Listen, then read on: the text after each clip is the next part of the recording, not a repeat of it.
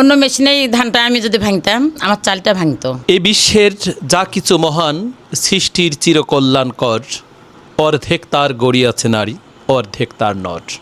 অসংখ্য মানুষ আমার প্রতিষ্ঠানে আসে, তাদের পদচারণায় আমার প্রতিষ্ঠান মুখরিত থাকে, কিন্তু নারীর আগমনটা খুবই কম ঘটে। কিন্তু আমরা পুরুষ শাসিত সমাজে নারীকে কোনোভাবেই ঘর থেকে বের হোক এমনটা চায় না। আজকে যিনি আমার কাছে আসছেন অনেক সাহসী মানুষ, অনেক সাহসিকতা দেখিয়েছেন। সেই সাহসিকতার কারণে আমি আরাফাত মেশিনারিজের পক্ষ থেকে ওনাকে স্যালুট জানাই। কিভাবে এতটা সাহস জুগিয়েছে বিস্তারিত বিষয় জানবো, আপনাদের জানাবার চেষ্টা করব। আসসালামু আলাইকুম। ওয়ালাইকুম আসসালাম। আমি আসছি গাইবান্ধা থেকে, সাদুল্লাপুর থানা, হামিদপুর গ্রাম। আমার নাম মোসাম্মদ খাদিজাতুল কুবরা। এই যে এতটা সাহস কিভাবে দেখালেন? এতটা সাহস আমার ছেলেকে নিয়ে, ছেলে আমার ঢাকাতে জব করে, ছেলেকে বলছি বাবা আমি মেশিন নিব। আমার পছন্দ হয়েছে ভাইকে, তা ওখানে দেখি কার্যকলাপগুলোও ভালো, ছেলেকে সঙ্গে সহযোগিতা করছি। ছেলেও বলছে মা ঠিক আছে আমি আসতেছি। ভাইয়ের সঙ্গে কথা হয়েছে, কথা হওয়ার পরে আমি চলে আসছি ভাইয়ের বাসায়। তো সাহস নিয়েই চলে আসছি ভাইয়ের এখানে। এই মেশিনের সহযোগিতায় আপনি কি করবেন?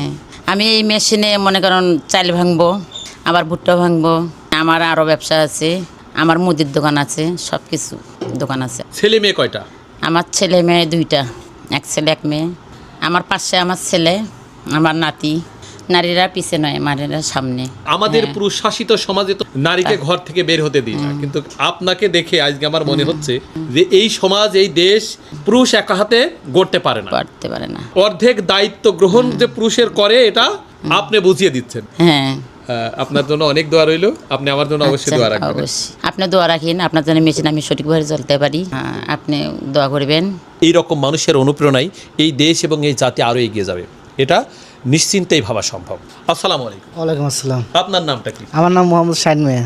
মা ছেলে মিলিয়ে মেশিন নিয়ে রয়েছে স্বপ্নের। আমি অনেক দিন আগে থেকেই দেখছি মেশিনটা দেখে, আমি আশপাশে আসা হয় নাই, আমরা আপনার সাথে যোগাযোগ করে এই জায়গায় না বিশ্বাস আপনার কথাবার্তা শুনে ভালো লাগছে, ওই জন্য আইসি। বা মেশিন আরও শুনছি অনেক জায়গায় ভালো, আমরা আসিও দেখলাম, বাড়ি থেকে ধান নিয়ে এসে ভাঙিয়ে দেখলাম, না ঠিক আছে ভালো। বাড়ি থেকে ধান নিয়ে এসে দেখলাম, আমরা মোটা চাল নিয়েছি কি হয় না, ধান অনেক ভালো চাপ হয়। আপনি হয়তো সেগুন চাল দিবেন, এই চাপ ভালো হইব না, পরে আমরা মোটা ধান নিয়েছি ধান চাপ ভালো হয় না, চালাকি করে দেখছি। ঠিক আছে, চালটাও আবার ভাঙে না, চালটা সুন্দর হয়েছে। অন্য মেশিনেই ধানটা আমি যদি ভাঙতাম আমার চালটা ভাঙতো, কিন্তু অনেক চালটা শুকেছে, অনেক শুকেছে। তার মানে এই চালাকিটা আপনি করেছেন না ছেলে করেছে? বুঝছেন, এটা ছেলের কাছ থেকে বুদ্ধিটা বুঝছেন না? হ্যাঁ, তাহলে আমার চালটা সুন্দর হয়েছে, আমার চালটা এত সুন্দর হয়েছে বলার মতো নয়, ভাষা প্রকাশ করতে পারছি না আমি। দেশবাসীর কাছে অনুরোধ রাখছি যে এই ভিডিওটি যারা দেখবেন এই মানুষটার জন্য দোয়া করবেন এবং ভিডিওটি শেয়ার করে কমেন্টস করবেন।